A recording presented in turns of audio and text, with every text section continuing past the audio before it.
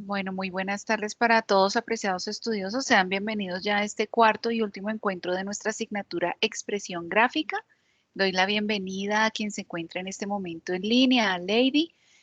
Bienvenida entonces a esta sesión. Esperemos que tus demás compañeros puedan unirse a lo largo del encuentro.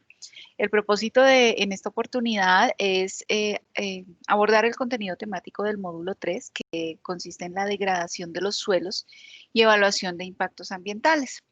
Em, Asimismo, en la parte final de nuestra sesión, vamos entonces a describir en qué consisten las últimas actividades evaluables que tenemos contempladas dentro del aula para presentar, ya que como ustedes se dan cuenta, pues ya estamos entrando a la recta final de nuestra asignatura.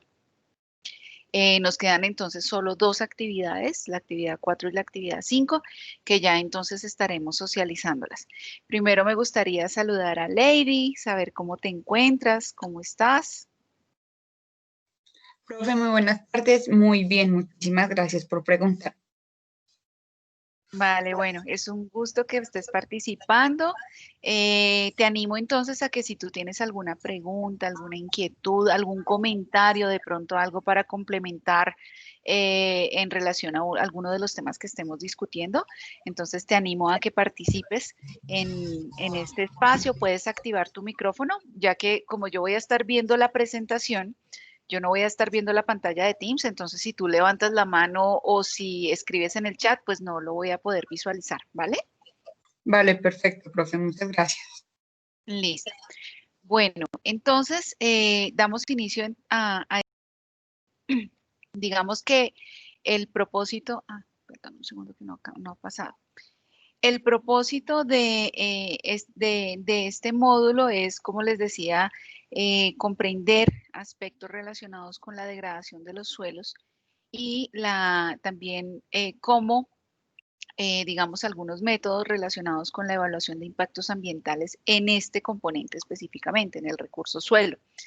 Asimismo, es importante resaltar, apreciados estudiosos, que comprender, digamos que cuando en el suelo ocurre un deterioro ambiental, esto tiene unas consecuencias o implica unas consecuencias que al poder analizar, digamos, la problemática de deterioro ambiental, nos permite también analizar o involucrar este tema con otras problemáticas. Un deterioro ambiental, por ejemplo, se vería fuertemente relacionado con problemas de desnutrición de una población, en términos de la seguridad alimentaria. En cuanto al cambio climático, también se puede ver un vínculo, la relación que hay de ese deterioro ambiental con los desastres naturales, que esto lo vimos fuertemente en el módulo 1, también desde el análisis, digamos, de esos fenómenos que presentan riesgos en el suelo, como los que abordamos en el módulo 1. También que se pueden presentar por ese deterioro ambiental afectaciones a la salud humana. Ya vamos a ver según los tipos de deterioro ambiental. La relación con las sequías, la falta de agua o incluso el acceso a agua potable por ese mismo deterioro ambiental.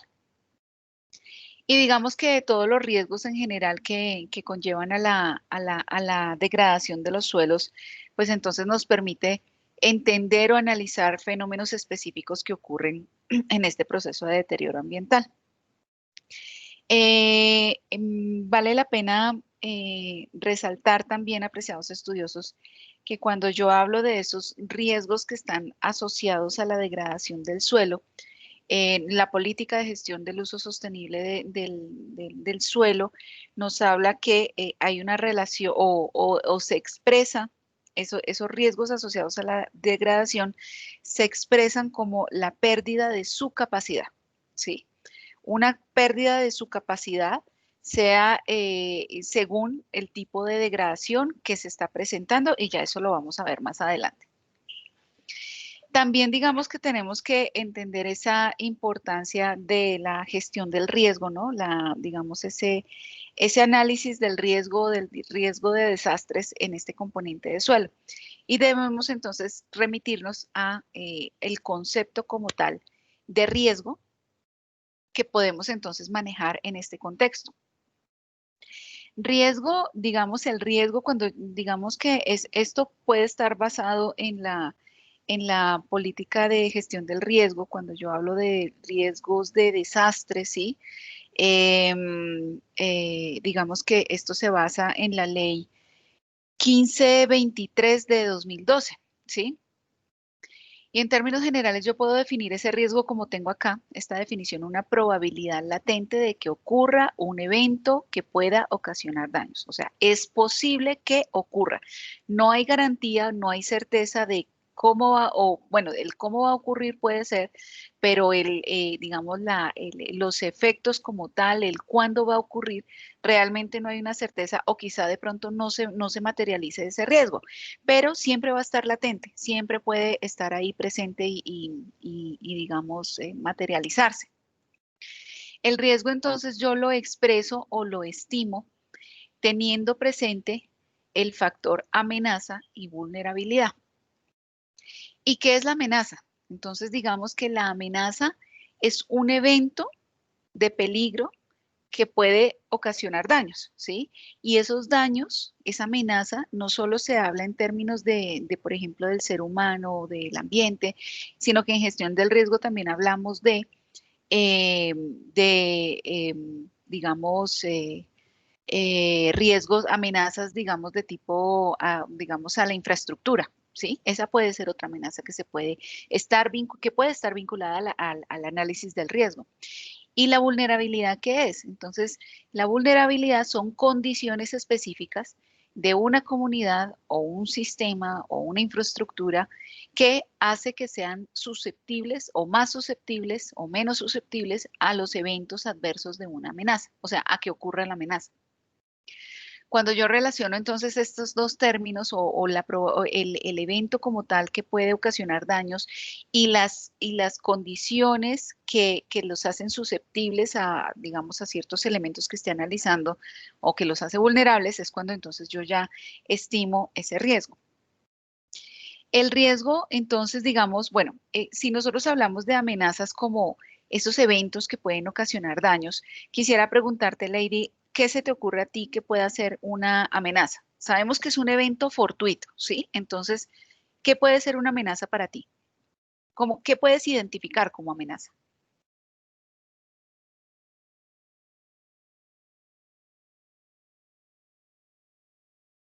¿Qué se te ocurre? Profe, yo creo que la amenaza, pues, ya es lo que, ejemplo, cuando hablábamos del deslizamiento, entonces ya es algo que ya se veía anteriormente y que pues generó un daño en las viviendas, por ejemplo, las que estaban cerca. Ok, entonces la amenaza, el evento como tal sería una inestabilidad del terreno o aspectos, digamos, de tipo geotécnicos, ¿sí? Si son eventos fortuitos, realmente cuando yo pienso en la amenaza, realmente pienso en procesos, digamos, que derivan de esos fenómenos naturales. Una inundación, ¿sí? Aspectos ya, digamos, de tipo biológico, como una amenaza de tipo biológico que pensaríamos en este momento, ¿cuál sería? La más popular en este momento, de lo que más hablamos. ¿De tipo ambiental cualquiera? Biológico.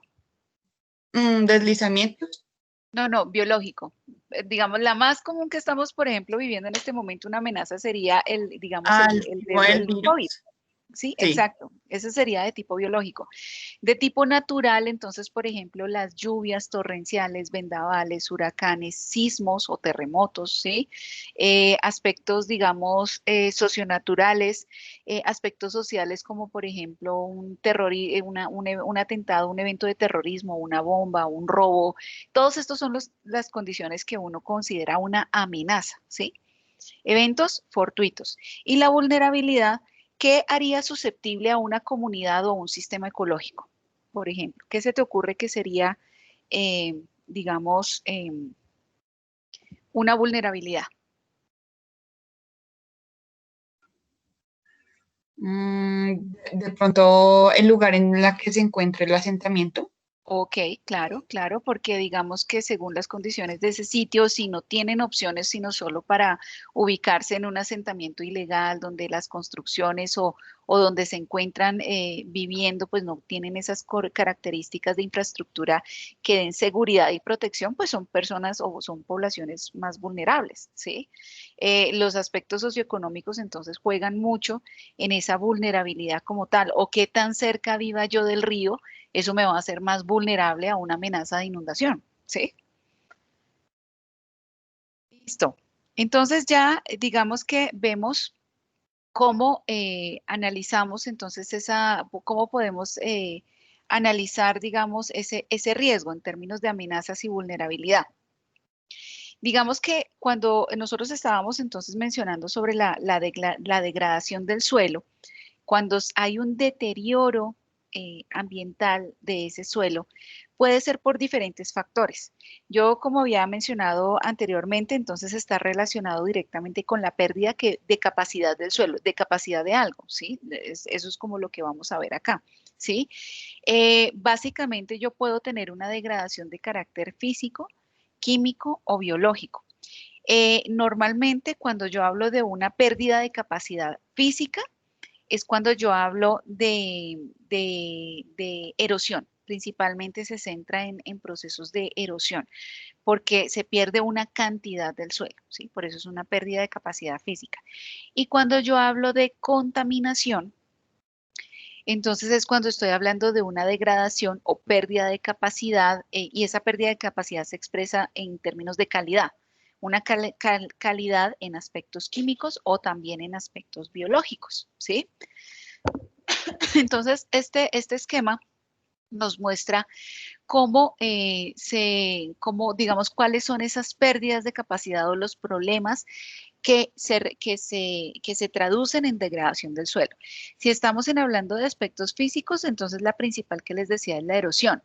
Yo puedo tener diferentes tipos de erosión, como lo podemos recordar de lo discutido en el módulo 1, y es, por ejemplo, una erosión de tipo eólico por acción del viento, ¿sí? Por superficies que no tienen una cobertura vegetal importante, entonces hay una pérdida, digamos, de cantidad del suelo por efecto de ese viento, de esas corrientes de aire, o también puede tener una erosión de tipo hídrica, pluvial, fluvial, costero marina, ¿sí?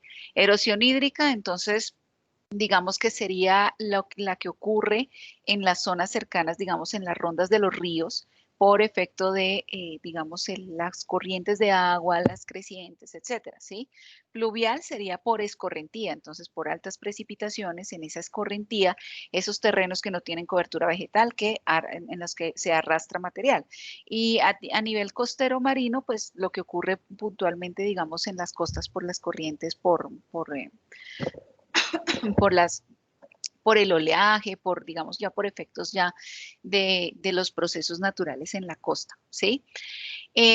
También entonces cuando esta erosión, cuando se llega ya al máximo deterioro, es cuando ya se habla de desertificación, pero digamos que sería casi la suma de los aspectos, digamos, de deterioro, ¿sí? En aspectos físicos también tenemos la compactación, ¿sí? La compactación, ¿por qué se podría dar en un terreno? ¿Qué actividad se te ocurre a ti que pudiera ocasionar una compactación del suelo?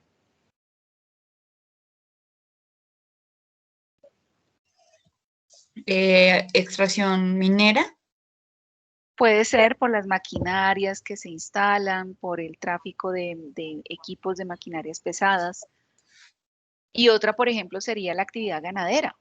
Si pensamos en el terreno donde esté tantas cabezas de ganado que pesan, ¿cuánto pesa una cabeza? Bueno, un ganado, una vaca, una res, ¿sí? Entonces, ese pisoteo constante de la superficie hace que pierda ciertas capacidades el suelo, ¿sí? ¿Qué ocurre? Pues por ese mismo peso permanente, constante, continuo, digamos, a largo plazo, se ocasiona una disminución de la infiltración y del espacio poroso. Y esto también puede presentarse un sellamiento, esa compactación también se puede dar por un sellamiento superficial o un encostramiento.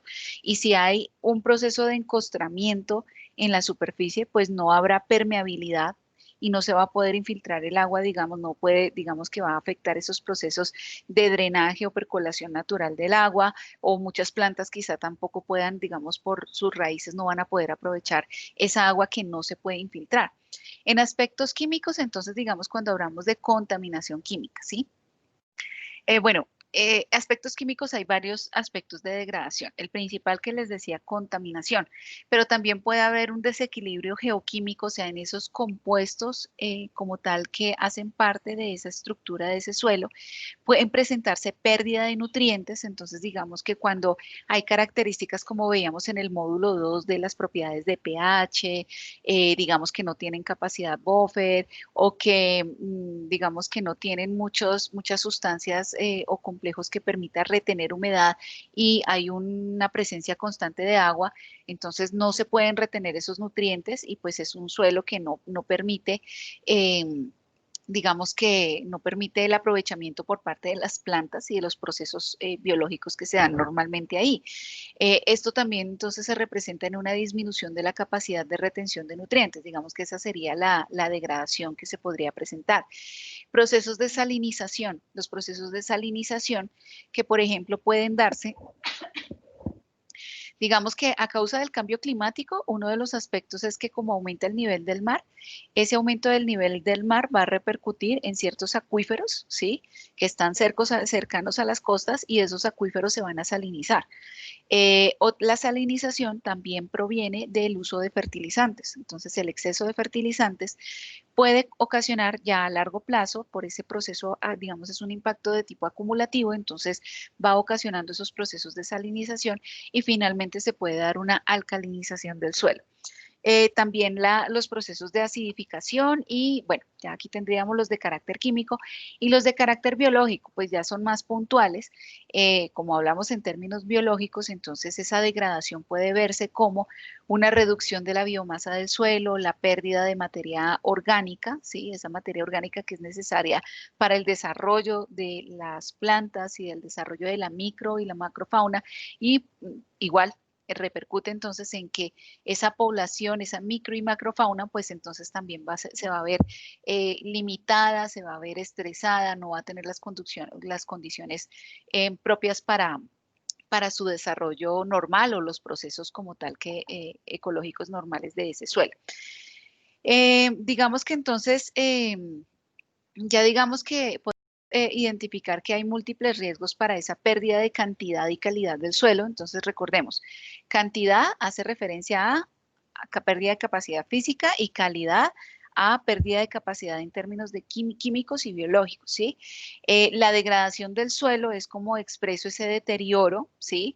Hay una alteración de carácter negativo o reducción de una o varias ofertas de bienes y servicios o funciones ecosistémicas ambientales. Es decir, si yo tengo como servicios ecosistémicos la función de soporte del suelo, porque a través del suelo y de la micro y macrofauna que hay ahí, de las características químicas, de forma natural se pueden degradar los residuos orgánicos, pues si pierdo eso, estoy perdiendo un servicio ecosistémico, ¿sí? O si hay una erosión, entonces estoy perdiendo, digamos, una función ecosistémica relacionada con los servicios de soporte de los ecosistemas. Perdón, de soporte no, de regulación. La degradación del suelo entonces puede ser física, química o biológica, como ya lo vimos, y en el caso más complejo, es decir, cuando ya se presentan varias de estas problemáticas todas a la vez, es cuando ya hablamos de desertificación. O sea, la desertificación, como les digo, apreciados estudiosos, es el estado más alto de degradación y que ya puede llegar a ser incluso de carácter irreversible, ¿sí?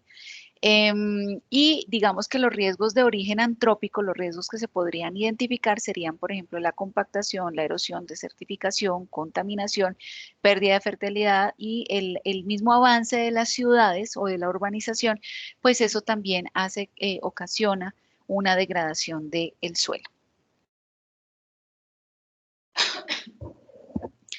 Este es un documento que ustedes van a consultar y propiamente para la actividad número 4 de nuestra aula.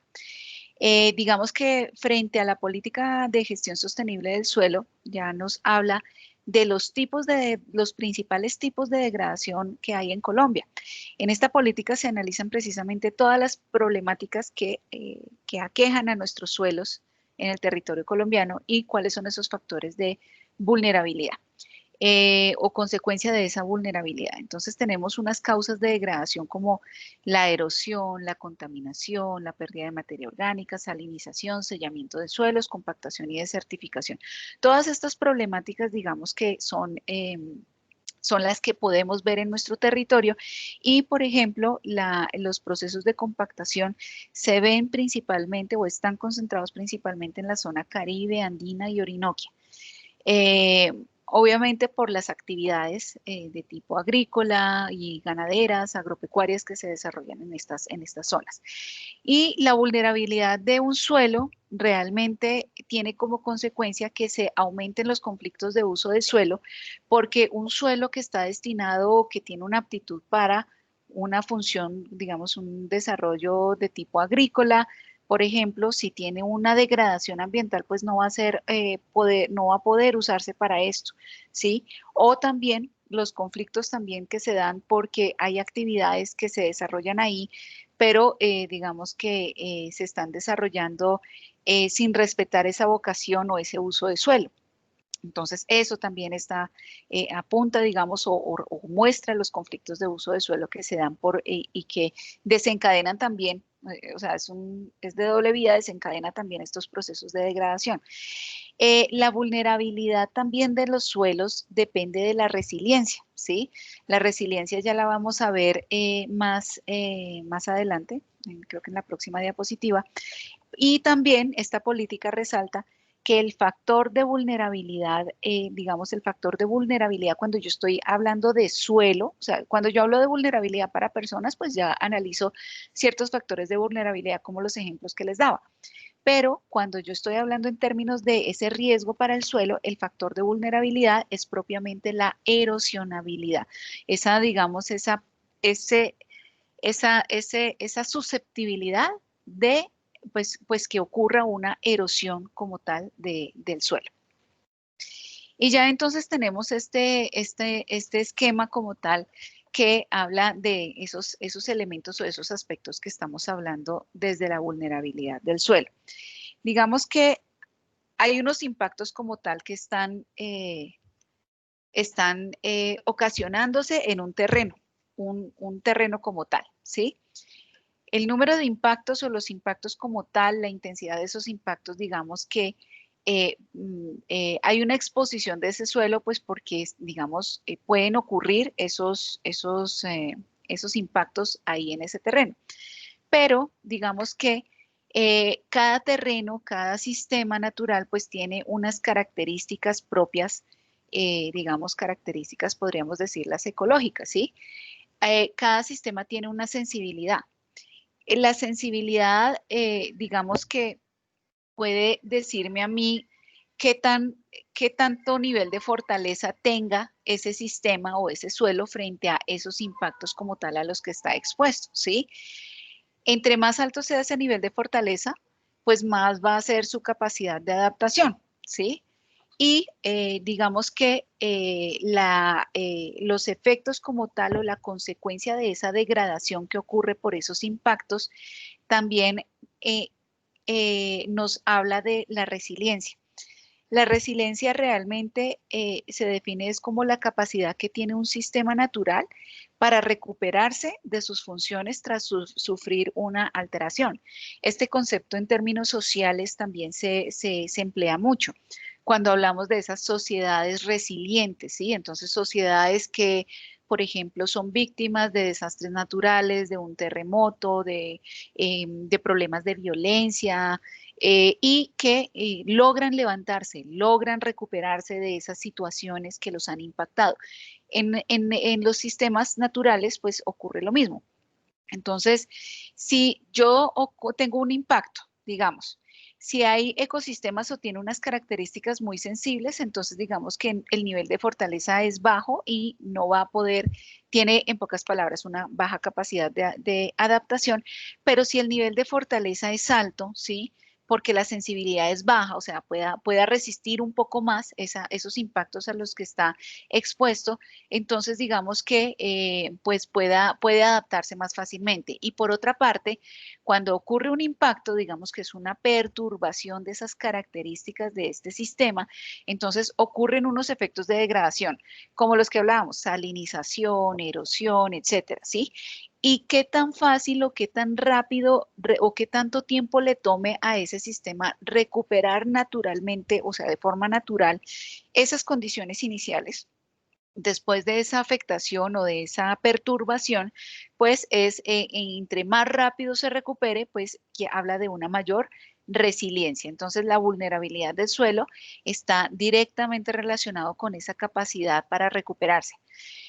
¿Qué sería entonces un suelo que fuera muy vulnerable, Lady? Un suelo que fuera muy vulnerable, que tuviera una alta vulnerabilidad, ¿tendría alta o baja resiliencia? Que tendría baja resiliencia Correcto, porque por como su no se efecto de recupera tan degradación. fácilmente, entonces es mucho más vulnerable, ¿sí? Y lo mismo cuando hablamos entonces de estas otras características o propiedades. Cuando digamos entonces ocurre esa, digamos, esa degradación, es cuando entonces ya se afectan esos usos potenciales del suelo y en consecuencia pues tenemos conflictos de uso de suelo, como ya lo mencionamos anteriormente. Y ahora pasamos entonces a la estimación de esa aproximación de la estimación del riesgo. Entonces, como les decía, la Política Nacional de Gestión del Riesgo, que es la Ley 1523 del año 2012, me habla de ese análisis como tal y evaluación del riesgo, como el análisis de esas causas y consecuencias, bueno, causas, consecuencias y probabilidad de pues que ocurra ese riesgo, ¿sí? A través del cual yo estoy relacionando la amenaza y la vulnerabilidad, como ya lo mencionamos, y así poder determinar esos posibles efectos sociales, económicos, ambientales y su posibilidad de ocurrencia. ¿Qué pasa con esto? Digamos que la gestión del riesgo está encaminada a prever, ¿sí? A tratar de que no ocurra, ¿sí? Como hay eventos que son de carácter fortuito, pues yo no puedo planear ni controlar el que ocurra o no, pero sí puedo disminuir el riesgo, ¿sí? Enfocándome específicamente en atacar o controlar o corregir esa vulnerabilidad. ¿Sí? El riesgo no está en perdón, la amenaza no está en mis manos, más la vulnerabilidad es lo que yo puedo, digamos, gestionar para disminuir ese riesgo, ¿sí? Y digamos que lo otro es que, bueno, ocurre el riesgo como tal. Hay unos que se pueden prever, pero digamos que el riesgo se materializa, ocurre el evento, el daño, ¿sí? Entonces, digamos que desde la gestión del riesgo también está el enfoque en que si llega a ocurrir, pues que se tengan todas las medidas necesarias para que, digamos, se logre una atención oportuna, se sepa cómo, o sea, se pueda gestionar la amenaza como tal en el momento en que ocurra, pueda, digamos, al anticiparme a lo que puede ocurrir, yo esté preparada y asimismo entonces los daños como tal van a ser menores, ¿sí? Hay diferentes metodologías de evaluación del riesgo, ¿sí?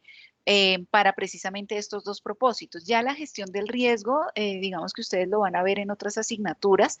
La próxima que ustedes van a ver es salud, seguridad, perdón, salud ocupacional, em, salud ocupacional y seguridad industrial, ¿sí? Pero digamos que por el momento entonces vamos a ver algunas metodologías de evaluación del riesgo por específicamente, digamos, por movimientos en masa, por contaminación de suelos, por pérdidas de erosión de suelo por erosión. Digamos, hay unas metodologías que están enfocadas específicamente a lo que compete a la gestión integral del suelo. ¿sí? Y básicamente estarían estas. Las metodologías para evaluación del riesgo por el movimiento en masa, ustedes pueden encontrar unos documentos muy completos en el Servicio Geológico Colombiano, precisamente, y esos, digamos que eso ustedes lo van a ver o van a consultar esos documentos cuando estén desarrollando la práctica integral la práctica integral 3 de su carrera. La contaminación por contaminación del suelo, entonces pues hay otras metodologías y para pérdida de suelo por erosión. Aquí vamos a ver algunas de estas metodologías. Hasta aquí, perdóname, Lady, ¿tienes alguna pregunta? No, señora. Listo. Bueno, entonces, digamos que hay metodologías para el análisis de riesgos de suelos contaminados. Es decir, estas metodologías como tal me permiten identificar el peligro como tal que puede darse o el peligro existente o latente por sustancias tóxicas que estén en esa zona de estudio donde yo voy a hacer ese análisis de riesgo, ¿sí? Puedo hacer la evaluación de la exposición de receptor o blanco, si el blanco es, digamos, quien puede recibir esa afectación por esas sustancias tóxicas, sea por vías ambientales, o sea, que se transporte por agua, por aire, por el suelo, o por concentraciones específicas en el punto donde haya una exposición a esas sustancias. También se puede hacer en evaluaciones, digamos, de relación dosis-respuesta, que ya son términos, ya son procesos en términos de toxicología, y también se puede hacer una caracterización del riesgo en la cual se asigna un nivel de riesgo a esa relación fuente-vía-receptor, o sea, las vías, digamos, a través de las cuales yo puedo verme afectado por esos contaminantes de una fuente específica de esa contaminación, ¿sí? Tenemos entonces, digamos que dentro de estas metodologías, la evaluación ambiental del terreno, ¿sí? Esta evaluación ambiental del terreno, digamos que está orientada a estudiar una posible contaminación del terreno. Tiene unas etapas como las que vemos acá, una identificación, una etapa de evaluación, de gestión y de seguimiento. En términos generales, estas evaluaciones ambiental del terreno, digamos que se usan mucho en aspectos, digamos, como de análisis de riesgo para inversiones que se van a hacer. Digamos que un proyecto grande, una entidad que va a financiar la compra o la adquisición de un terreno, ¿sí? Entonces puede exigir que se haga este tipo de evaluaciones para minimizar las posibilidades de, pues que por ejemplo, tengan que esos terrenos que en los que se va a destinar, digamos, o en los que se va a invertir, tengan de pronto pasivos ambientales, es decir, tenga coloquialmente yo lo diría como que tenga sorpresas o piñatas, en pocas palabras, y perdonen la expresión tan coloquial, pero digamos que muchas veces, y eso digamos cuando antes en el marco normativo no teníamos regulación frente a la gestión de los residuos peligrosos, habían terrenos en los que de forma clandestina se enterraban esos residuos que no, digamos que no, residuos con carácter peligroso que pueden repercutir, digamos, en impactos ambientales para ese terreno, ¿sí? Entonces, digamos que frente a esos pasivos ambientales, quien compre el terreno tiene es responsabilidad y es obligación de esa persona sanear esa condición, ¿sí? Restaurar esa condición, hacer la gestión correspondiente para hacer las correcciones frente al daño ambiental que esté ahí. Ah, pero es que yo no sabía cuando yo lo compré y a mí no me dijeron que había esto. No, usted simplemente lo compró y usted como dueño, como tal de ese predio, legalmente tiene la obligación y es responsable de lo que hay ahí. ¿Sí? Entonces, digamos que para prevenir eso, esas evaluaciones ambientales del terreno se hacen, o también cuando se va a hacer un cambio de uso de suelo, que eso es posible, y digamos que se está haciendo una actividad industrial que ya no se va a hacer y por cuestiones de expansión de vivienda, se pueden hacer esas evaluaciones para determinar qué tanto riesgo hay según los efectos o los impactos que haya podido desencadenar en ese suelo, en ese predio, una actividad que se desarrollara previamente frente a la exposición o al receptor que serían las personas que habitarían ese terreno ya en las viviendas que se construirían. ¿Sí? Básicamente. Ya hablando más de las etapas, entonces, pues en la identificación como tal, en esta etapa primera lo que se hace es identificar cuáles serían esos compuestos potencialmente riesgosos que yo voy a analizar en esa evaluación. Analizo cuál es esa potencial movilización en el suelo, o sea, cómo se desplazarían según las características del suelo, el nivel de agua, el nivel freático, ¿sí? Si digamos una posible migración hacia aguas subterráneas, etcétera. Y básicamente hacer la descripción de la zona, cuáles son esas características de sus componentes, de sus medios bióticos, abióticos, que digamos que van a influir en ese análisis o esa evaluación. em, del suelo, esa evaluación del terreno que estoy haciendo. Ya la etapa de evaluación, entonces con toda esta información base que hice en esta etapa de identificación, pues ya voy a enfocarme en el estudio de los riesgos, ¿sí? Hago la caracterización de esas fuentes de contaminación, de dónde están localizados, cuál es la naturaleza de esos contaminantes, la concentración, cuáles son los usos actuales que se está dando al suelo, la degradabilidad de esos compuestos, la toxicidad, si son volátiles, si son solubles, etcétera, para entender cuáles son esas vías a través de las cuales pueden llegar a los receptores o los blancos. Y finalmente se determina esa sensibilidad o resiliencia del receptor objetivo.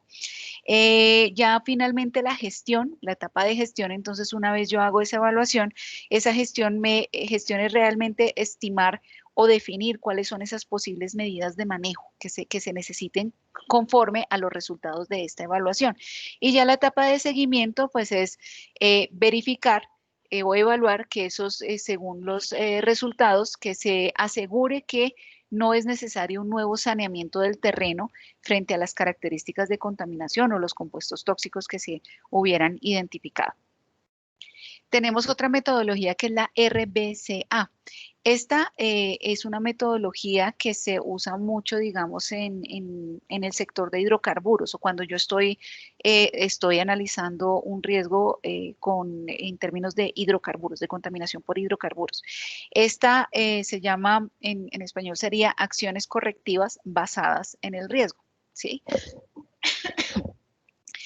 Esta metodología entonces es una evaluación de suelos y también para aguas subterráneas. Cuando hay o cuando ocurre una contaminación por hidrocarburos y lo que busca es enfocar ya el saneamiento a través de una biorremediación, digamos que se hace básicamente una evaluación preliminar del sitio, se hace la clasificación del sitio según, digamos, unas escalas que tiene esta metodología y las acciones de respuesta de remediación y monitoreo, como les dije, de acuerdo, pues, según el caso específico de contaminación que se haya presentado. Tenemos entonces también la metodología de análisis de riesgo de degradación de suelos por erosión. Esta es una metodología, digamos que esto se presenta, ustedes lo pueden consultar en el protocolo del IDEAM y del UTCA y de la UTCA, perdón, que esta metodología se estructuró, se basó en el modelo FAIR o FPEIR, ¿sí? Unos indicadores. ¿Qué me dicen estos indicadores? Que hay unas fuerzas motrices, hay unas presiones sobre el sistema, hay un estado del sistema, unos impactos y una respuesta. Entonces yo identifico unas causas como tal del problema como tal o la manifestación de la erosión, analizo esas consecuencias y determino unas soluciones para esto. Las causas entonces están dadas por unas fuerzas motrices, presiones, el estado entonces es según el problema como tal o la manifestación que yo estoy haciendo y el impacto pues es la relación que hay entre las causas y esos actores que desencadenan esas consecuencias. Hay una clasificación, una escala y según por ejemplo la erosión, si es de tipo hídrica, si es de tipo eólica, entonces se tiene una escala y se da una clasificación. Si es por cárcavas, por surcos, surquillos, según, digamos, estas escalas, el grado de erodabilidad que tenga ese predio. Bueno, ya entonces acá vamos a hablar de la pérdida del recurso. Sobre la pérdida del recurso, digamos que cuando hablamos del suelo como un recurso natural, ¿sí? Es cuando estamos hablando de esa degradación. que ya la hemos mencionado a lo largo de esta sesión.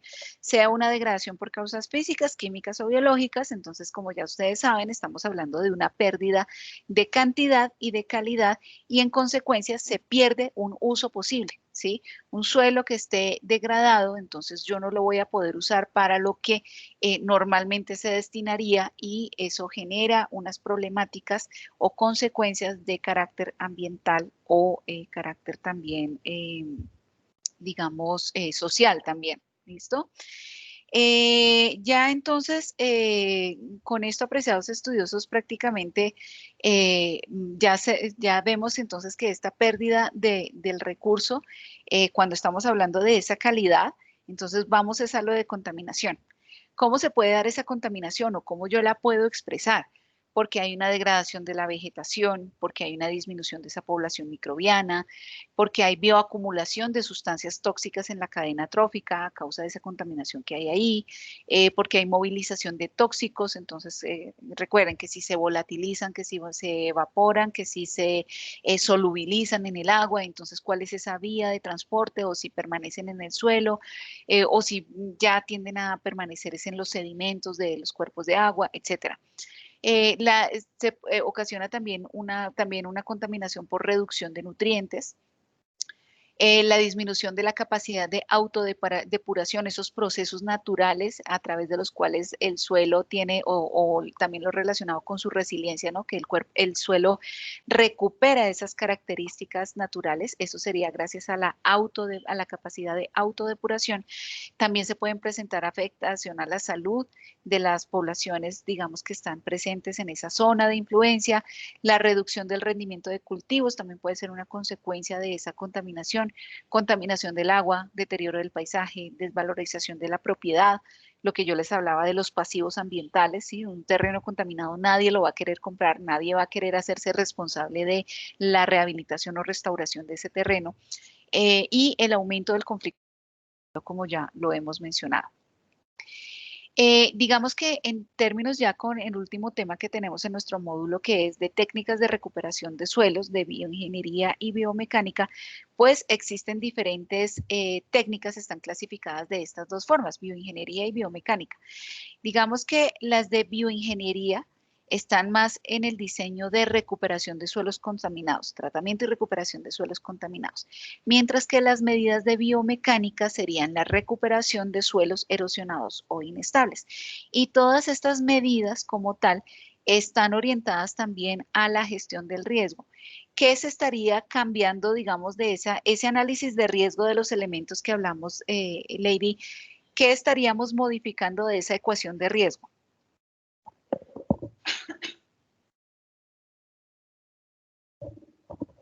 No sé si fue clara mi pregunta. De pronto fue confusa. ¿Me puedes repetir, profe, otra vez? Qué pena. Mira, estamos hablando de unas medidas de bioingeniería y biomecánica que están orientadas o pueden ser implementadas como parte de esa gestión del riesgo. Entonces, recordando la ecuación de gestión del riesgo, la ecuación del riesgo, que el riesgo es la relación que hay entre la amenaza y la vulnerabilidad, si yo implemento algunas técnicas como de este tipo, sean de bioingeniería o de biomecánica, ¿a qué estaría apuntando? ¿A reducir o a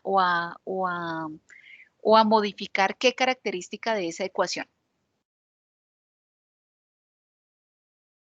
Que eso ya lo mencioné. La de la amenaza.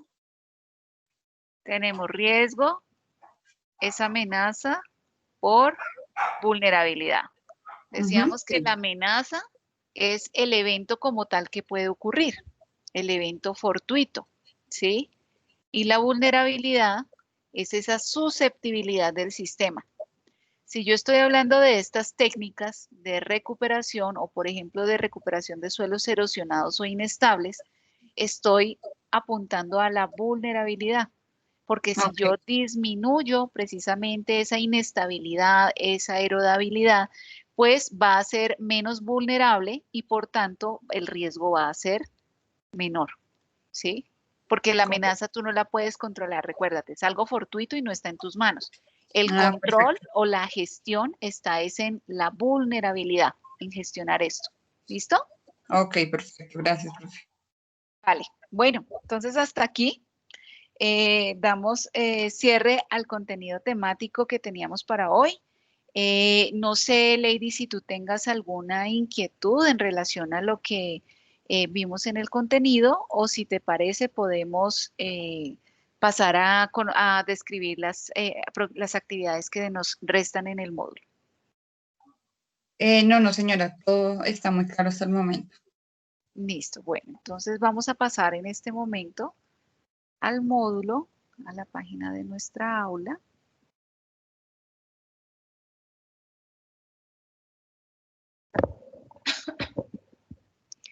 Como ustedes saben, apreciados estudiosos, entonces según nuestro plan de formación y cronograma de actividades, ya entonces nos resta solo las actividades contempladas en este módulo 3, ¿sí? Tenemos como actividades, entonces la próxima actividad que tenemos es la actividad 4, que es de la política, es una tarea sobre la política para la gestión sostenible del suelo. Está disponible desde el 30, desde el pasado lunes, hasta el 7 de diciembre, o sea, hasta el próximo lunes. Esta actividad es de solo una semana. Ya digamos que para terminar, entonces la actividad 5 como tal está contemplada para desarrollarse desde el 14 de diciembre hasta el 20 de diciembre. Recordemos, apreciados estudiosos, que esta actividad, como en el módulo 2 no tuvimos evaluación, esta evaluación final comprende el contenido temático de los módulos 2 y 3 y que debe presentarse sí o sí antes del domingo 20 de diciembre a medianoche, porque recordemos que ese día se cierra el calendario de nuestra aula, el calendario académico, y cerramos y se cierra y por lo tanto no es posible habilitar una actividad posterior a esta fecha, ¿vale? Para que ustedes lo tengan muy presente y puedan desarrollar de forma oportuna estas actividades. Vamos entonces a pasar a la actividad 4 para que ustedes puedan comprender de qué se trata esta actividad. ¿Estás compartiendo pantalla? No. Sí, la estoy compartiendo. ¿No te aparece? No, no, señora. ¿Tú no estabas viendo el plan de formación? Sí, sí, la presentación sí se vio, pero en este momento no aparece. Cuando yo entré, pasé al aula y estaba mostrando el plan de formación, ¿no te aparece? No, no, señora, no me Qué aparece. raro, es que y a mí me aparece el recuadro acá que estoy proyectándolo. Bueno, voy a dejar de compartir y voy a volver a compartirlo, a ver si logramos ya que se visualice. ¿Ya la estás viendo? Sí, sí, señora, ya. Ah, bueno, ok, listo. Bueno, entonces el propósito o las competencias que se espera que ustedes desarrollen es que ustedes reconozcan esos lineamientos para implementar una adecuada gestión integral del recurso suelo, con el fin de prevenir, mitigar y compensar los impactos por las diferentes fuerzas motrices, teniendo en cuenta la política para la gestión sostenible del suelo. Las fuerzas motrices, como les mencioné en la metodología del protocolo del IDEAM y desarrollado por el IDEAM y la UDCA, digamos, las fuerzas motrices son aquellas fuerzas o aquellos factores que inducen a que cambie un proceso o a que, digamos, a que haya un cambio o que ocurra un proceso de degradación. Una fuerza motriz puede ser, por ejemplo, un aspecto de tipo demográfico, económico, social, político, tecnológico o ambiental, ¿sí? Y digamos que entonces, esto se va a entender mucho más en detalle cuando ustedes lean, consulten esa política de gestión integral del recurso suelo, ¿sí? Van a entonces a leer el trabajo como tal, es de carácter individual, van a leer detenidamente esa política para la gestión sostenible del suelo, ¿sí? Y van a responder de forma clara y precisa las siguientes preguntas. ¿Cuáles considera usted que son las cuatro principales fuerzas motrices que inducen al cambio o proceso de degradación en los suelos de nuestro país? ¿Cuáles considera usted que son las cuatro principales presiones y puntos de estrés ambiental que degradan los suelos en Colombia? Es decir, todas las causas, fuerzas motrices están identificadas en esa gestión, en ese documento, ¿sí? Porque hace un diagnóstico y frente a eso ya establece cuáles son esas líneas de trabajo o ejes de trabajo de la política, ¿sí? Entonces ustedes van a analizar todas esas fuerzas motrices, esas presiones y esos impactos para poder dar respuesta a esto. Digamos que las presiones, les aclaro de una vez, las presiones hace referencia a los puntos de estrés ambiental que conducen a un cambio del sistema, es decir, se da respuesta a un por qué o cuáles son las causas del daño del suelo. ¿Listo? ¿Y cuáles son cuáles considera usted que son los principales 4 impactos productos de degradación del suelo de nuestro país? ¿Cuáles considera usted que son las 4 principales líneas de estrategias o líneas estratégicas, perdón, aquí está mal redactado, líneas estratégicas de solución para cada uno de los impactos identificados? Realmente ustedes no van a tener que consultar otras fuentes porque aquí realmente es analizar el documento y frente a todas esas problemáticas, esos factores que están exponiendo, ustedes van a analizar cuáles consideran que son los principales, ¿sí? Y cuáles son las que se consideran, según ustedes, según el análisis que desarrollen, las 2 principales actividades de las líneas estratégicas de solución seleccionadas para manejar cada uno de los impactos, ¿sí? Según entonces estas líneas estratégicas que hayan identificado acá, entonces, ¿cuáles son las principales 2 actividades? ¿Listo? ¿Y a cuáles objetivos de desarrollo sostenible propuestos en la Agenda 2030 de las Naciones Unidas considera que se está aportando con las estrategias de solución identificadas? Recordemos que los objetivos de desarrollo sostenible son esos objetivos o esos retos que las Naciones Unidas ha propuesto al año 2030 para que como una invitación a que se comprometan los diferentes países miembros y a nivel mundial, el sector privado, digamos, la sociedad como tal, la academia, y no solo los países, los gobiernos, sino que el mundo en general se comprometa para contribuir a esos 17 objetivos de desarrollo sostenible de forma que se garantice digamos, la futura disponibilidad de todos los bienes y de los recursos que ahora estamos disfrutando que se puedan asegurar para las generaciones futuras. ¿Listo? Posteriormente van a elaborar un mapa mental en el que se evidencie esa relación entre la información que recopilaron en el punto anterior, ¿sí? Este mapa mental ustedes lo van a elaborar en inglés, ¿sí? Y lo van a desarrollar con una herramienta de la web 2.0 como Google o MindDomo, ¿sí? Eh, digamos que si ustedes prefieren usar otra herramienta que sea de la web 2.0, pues tienen la libertad de hacerlo. Hay otras como MindMeister, pero digamos que lo importante es que aprendamos y que hagamos uso, hagamos provecho de esos recursos que tenemos en Internet que nos permiten, digamos, desarrollar estos trabajos para salir un poco del esquema de usar el tradicional PowerPoint o Excel o Word, el paquete de Office. ¿Listo? Finalmente, entonces van a investigar y describir 2 acciones que ustedes y sus amigos y familiares o conocidos pueden implementar para aportar a la gestión sostenible del suelo. Y van a elaborar un póster llamativo, el cual van a adjuntar a la actividad y van a publicar en sus redes sociales, ¿sí? Con el fin de promover el cuidado y la protección de ese recurso natural. Van a adjuntar también el enlace de su publicación o al menos el pantallazo o la captura de pantalla de esa publicación para evidenciar que se divulgó, que se socializó esa promoción del cuidado y protección del recurso. ¿Cuáles entonces son los entregables? Primero, van a entregar un documento en Word donde dan respuesta a las preguntas que están en este primer punto, ¿sí? Segundo, van a entregar el archivo JPG o PNG del mapa mental solicitado en inglés. Si lo quieren poner dentro del documento en Word, tiene validez. No hay, digamos que no hay ningún inconveniente por eso. Y finalmente, el link web de la publicación del póster con el que ustedes incentivan esa implementación de acciones en pro del cuidado y la conservación del recurso. ¿Listo? No olvidemos, apreciados estudiosos, que aquí tenemos la rúbrica, nuestros criterios bajo los cuales se hace la retroalimentación de la actividad. Yo voy a tener en cuenta estos criterios al momento de hacer su calificación para que ustedes tomen esto y definan cuál es el desempeño que desean tener y lo tomen como una lista de chequeo. Cumplo con esto, ok, cumplo con esto, ok. Y de esta forma ustedes garantizan que dan cumplimiento total a lo que se solicita para el desarrollo de esta actividad. Recordemos entonces, apreciados estudiosos, que este documento, esta entrega cierra el 7 de diciembre. Voy a modificar la hora para que no sea a las 8 de la mañana, sino que sea a medianoche, para que ustedes tengan, digamos, un mayor plazo para poder hacer esa entrega. ¿Listo? Entonces aquí ya la modifico para que ustedes tengan la certeza que va a estar disponible hasta el lunes 7 de diciembre a medianoche. No sé si tengas alguna inquietud, Lady, en relación a la actividad.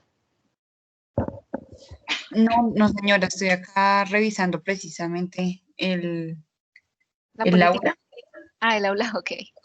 para revisar el tema del desarrollo de la actividad. Listo, vale. Entonces, de todas formas, recuerda que si ustedes tienen alguna inquietud, pueden contactarme, no duden en escribirme a través del buzón de Canvas, del correo electrónico. Les recuerdo mi correo electrónico, Ivone, como se escribe mi nombre, como aparece en pantalla, @umb.edu.co, o también me pueden contactar a mi número celular, que yo ya se los he compartido a ustedes. Mi número es 311-218-8531. Si tienen alguna inquietud en relación al desarrollo de la actividad o algún aspecto adicional del aula, el contenido temático, con gusto estaré presta a atender todas las dudas y dar una respuesta oportuna a las consultas y a las solicitudes de su parte, ¿vale? Muchas gracias, profe. Bueno, muchas gracias a ti, Lady, por tu participación en esta sesión, al igual que a todos tus compañeros que se conecten de forma asincrónica a este encuentro. No olviden entonces contactarme cualquier duda, cualquier solicitud, cualquier dificultad, limitación que estén presentando para tratar de poder orientarlos a ustedes de la mejor forma y que así ustedes logren hacer una entrega puntual y que cumpla con los requisitos establecidos en la actividad. Una feliz tarde para todos, una feliz noche, un feliz descanso y muchos éxitos entonces en el cierre de actividades de nuestra aula. Que estés muy bien, Lady. Muchísimas gracias, profe. Un feliz resto de día. Gracias, igualmente para ti.